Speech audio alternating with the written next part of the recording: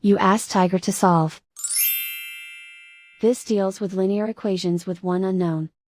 The final result is x equals -7/15.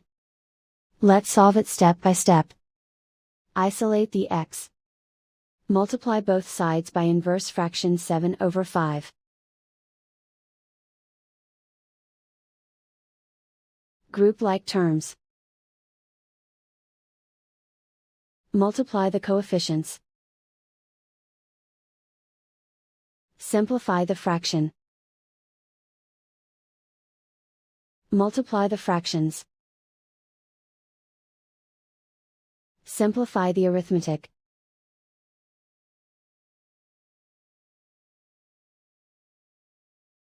And so the final result is x equals -7/15.